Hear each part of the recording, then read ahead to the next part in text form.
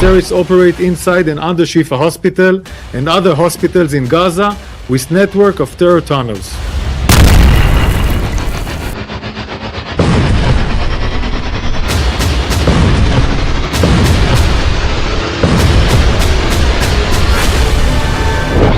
Israel will fight.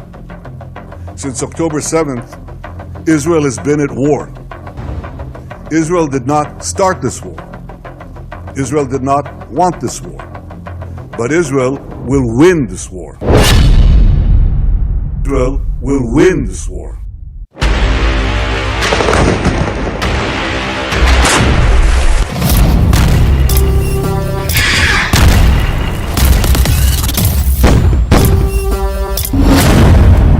सात अक्टूबर जैसा हमला दोबारा करेगा हमास।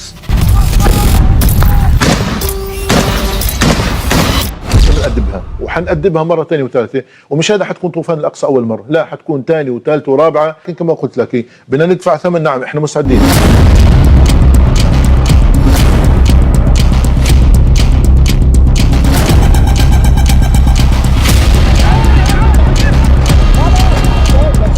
एक तरफ इजराइल है जो हमास को मिटाने तक रुकने वाला नहीं है,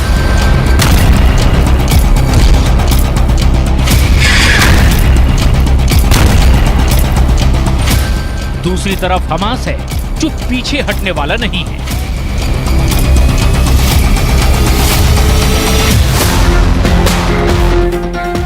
इजराइल और हमास दोनों ने एक दूसरे को तबाह करने का इरादा बनाया हुआ है।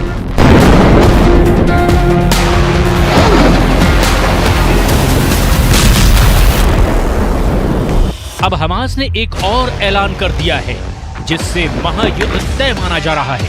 हमास ने कह दिया है कि वो इजराइल को सबक सिखाने के लिए 7 अक्टूबर जैसा हमला दोबारा करने वाला है।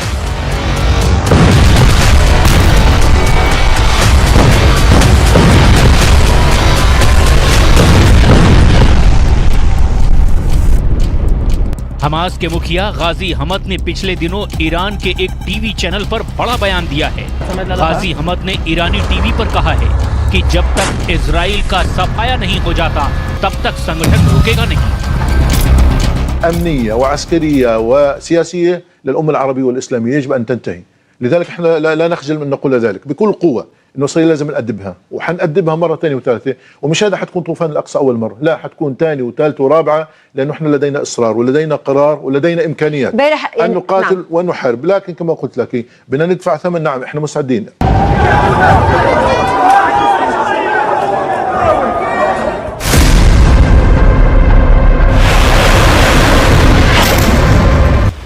हमास की इस धमकी का मतलब ये है कि आने वाले दिनों में इजराइल पर बड़े हमले होने वाले हैं, इसीलिए इजराइल को तैयार रहना होगा। यानी एक बार फिर से इजराइल पर 7000 रॉकेट का हमला होगा। क्या हमास दोबारा इजराइल में घुसकर हमले की प्लानिंग कर रहा है? साथ ही हमास के नेता ने यह भी कहा कि उनका मकसद आम लोगों पर हमला करना नहीं था, लेकिन उनके पास कोई और रास्ता नहीं बचा था। وجود إسرائيل هو اللي بخلق كل هذه الآلام والعذابات والدموع والدماء، هي إسرائيل مش إحنا ضحية الاحتلال، نقطة وآخر السطر. لذلك ما حدا يلومنا، إحنا شو اللي بنعمله في 7 أكتوبر، في 10 أكتوبر، في مليون أكتوبر، إحنا اللي بنعمله مبرر. It is justified.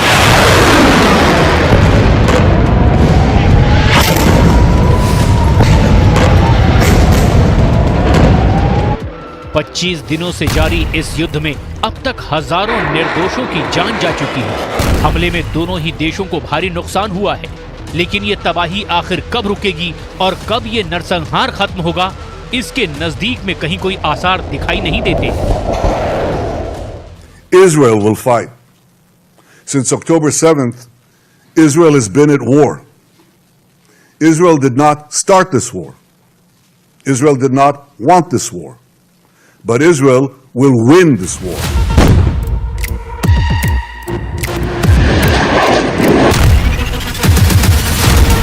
हमास ने ये धमकी क्यों दी, ये भी समझ लीजिए। दरअसल इजरायली फोर्स का हमास पर चारों तरफ से हमला हो रहा है। इजराइल की सेना हर दिन हमास के बड़े कमांडरों को मारने का दावा कर रही है। हालांकि हमास के खिलाफ जमीनी जंग में इजराइल के अब तक 17 जवानों की मौत हो चुकी है। जमीनी जंग के साथ आसमान से भी इजराइल गाजा पर अटैक कर रहा है। हमास ने इजराइल के खिलाफ अपने ऑपरेशन को अलक्सा फ्लड नाम दिया है। इसके जवाब में इजराइल की सेना ने हमास के खिलाफ सोर्ड्स ऑफ आयरन ऑपरेशन शुरू किया है।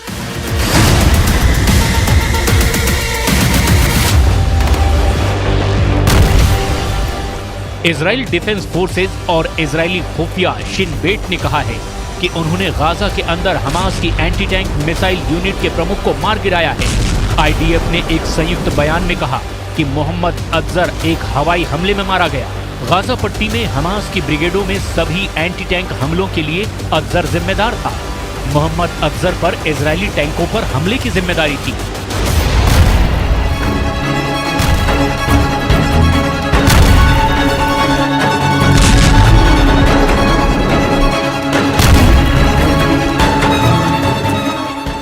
इजराइल ने अब तक 27 से ज्यादा बड़े कमांडर मार गिराए हैं। इसीलिए हमास का मनोबल बनाए रखने के लिए हमास के गाजी ने ये धमकी दी है।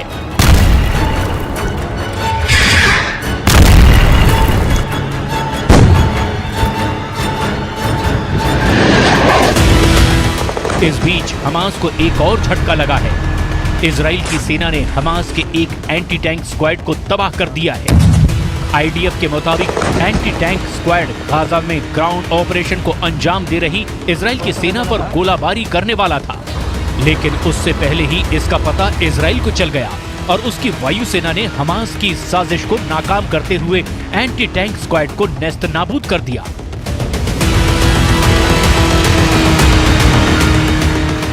इस बीच अमेरिका के राष्ट्रपति बाइडेन के बयान से इजराइल को बड़ा झटका लगा। अमेरिका के राष्ट्रपति जो बाइडेन ने कहा कि फिलिस्तीन में लोगों को सहायता के लिए कुछ समय के लिए ये जंग थम जानी चाहिए। इसका मतलब है कि बाइडेन भी अरब देशों की अपील के बाद सीज फायर के समर्थन में दिख रहे हैं। अमेरिकी विदेश मंत्री एंटनी ब्लिंकन 3 नवंबर को फिर से इजराइल के दौरे पर जाएंगे। अमेरिका बार बार ये बता रहा है कि वो इजराइल के एक्शन के साथ चट्टानी मजबूती के साथ खड़ा है, लेकिन इजराइल का कहना है कि वो किसी भी हालत में हमले नहीं रोकने वाला है।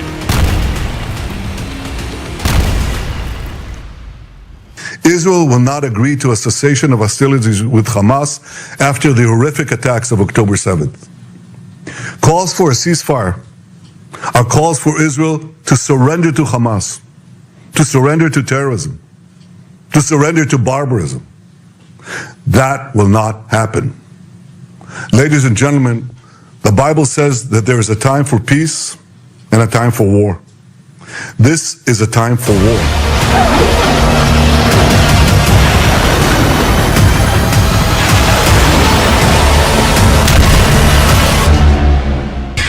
नेतन्याहू के तेवर साफ है और इसका बड़ा उदाहरण दिखा जब जबालिया पर इजराइल युद्ध का अब तक का सबसे बड़ा हमला हुआ है।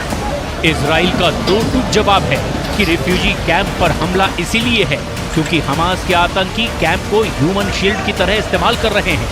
शरणार्थी शिविर में हमास के आतंकी इसीलिए छिपे क्योंकि उन्हें लगा कि इजराइल जबालिया पर इस तरह का हमला नहीं करेगा।